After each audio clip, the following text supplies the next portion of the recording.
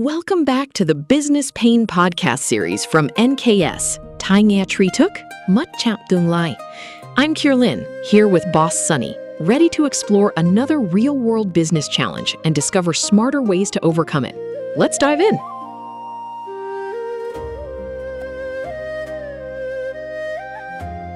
Imagine growing your business by 30% this year, only to check your bank account and realize you're actually poorer. Yeah, it sounds impossible, but it happens all the time. I mean, have you ever felt like you're working twice as hard just to make less money? Because in today's deep dive, we are unpacking this massive business paradox. Companies are seeing record-breaking sales, but their actual net profits are just crashing. Right. And you are definitely not alone if you feel that way. I mean, McKinsey found that a staggering 68% of mid-sized businesses are caught in this exact trap. Wow, 68%. Yeah. Their operating costs are actually growing faster than their revenue. Okay, let's unpack this. How does a company actually make more money but end up, poorer? Well, we are dealing with what's called the illusion of growth. The revenue numbers look great on paper, right? But the business is just bleeding from hidden operational costs. Like what kind of cost? Take uncontrolled expenses. There's this prime example in the source of a retail chain that grew its revenue by 30%. But their net profit actually dropped by 12%. 12%. Just from what? Unforeseen inventory and logistics costs. They just weren't tracking it. Jeez. I guess when you double your sales, all those little administrative and transaction costs just triple if you aren't watching them like a hawk. Exactly.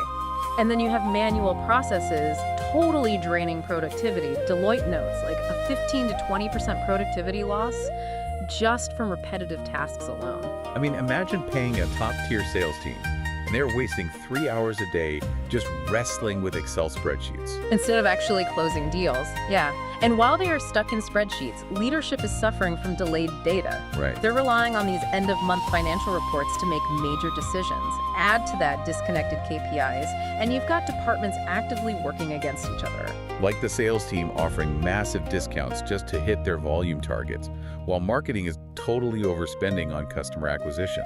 Yes. They both hit their individual goals, so they look great, but the company makes zero profit. So managing a business with those end-of-month reports is basically like driving a car by only looking in the rearview mirror. I mean, by the time you see the crash, the money is already gone. That is a perfect way to put it. Because you're looking in the rear view, you can't adjust pricing or, cut a wasteful ad campaign. You just don't know it's failing until 3 weeks later. There was a manufacturer that literally pushed a money-losing product for 3 months straight, simply because the production cost reports were delayed. 3 months. Here's where it gets really interesting. Yeah. If looking in the rearview mirror is the problem, I mean, the only way to catch these leaks in real time is by handing the monitoring over to AI. Right. But I have to ask, when companies see profits drop, instinct says just fire people. Does AI just automate layoffs? No, not at all. Brutally cutting staff when profits dip actually weakens the organization long term. The real goal of AI here is cutting redundant processes, not just people. Okay, so how does that work in practice? Well, we are moving from a traditional model. Which is mostly manual, right? Yeah, roughly 70% manual, and it takes 5 to 7 days to even make a decision.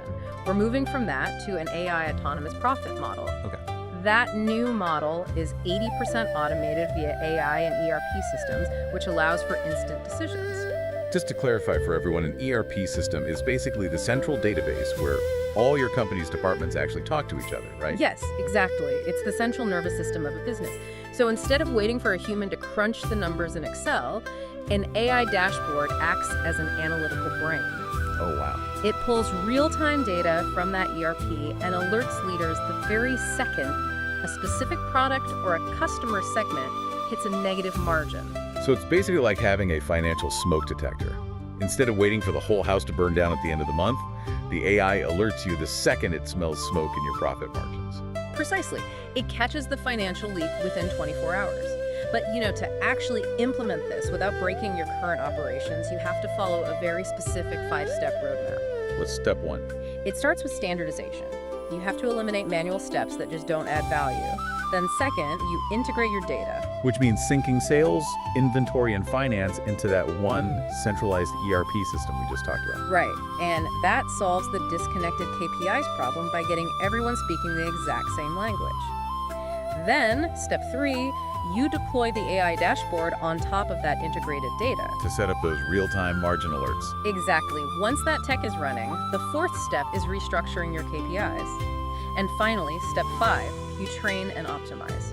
You have to teach your managers how to actually read and act on this real-time data. So what does this all mean, looking at that roadmap? I mean, restructuring KPIs has to be the biggest culture shock for a business. Oh, absolutely. You are completely shifting a company's mindset from, growth at all costs to focusing on the actual money in the bank. You are tying every single department's goals directly to net profit. It changes the entire DNA of how a company operates. You basically stop rewarding fake growth and start rewarding sustainable margins. Yeah, that's huge. We've explored the dangerous illusion of fake growth, how real-time AI dashboards stop the bleeding, and those 5 steps to actually fix the system. It's all about making sure the energy you put in actually yields a tangible return. Exactly. Whether you are running a massive company or, honestly, just managing your own time and personal resources, protecting your margins is critical. Take a look at your own goals. If your current metrics of success are only measuring volume and not actual value, are you truly growing or just scaling your losses faster?